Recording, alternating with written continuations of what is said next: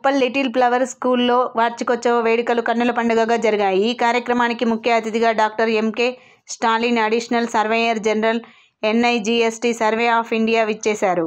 ముఖ్య అతిథి శ్రీ స్టాలిన్ గారు తమ సందేశంలో విద్యార్థుల్లో దాగి ఉన్న ప్రతిభను గుర్తించి వెలికితీసి ప్రోత్సహించడం వల్ల వారు అన్ని రంగాలలో అభివృద్ధి సాధించగలరని, తద్వారా దేశం ఉజ్వల బాటలో పయనించి పురోగతి సాధిస్తుందని ఉద్ఘాటించారు. విద్యార్థుల సాంస్కృతిక కార్యకలాపాలు ఆహుతులను అలరించాయి. వివిధ పోటీలలో గెలుపొందిన విజేతలకు బహుమతి ప్రదానం జరిగింది.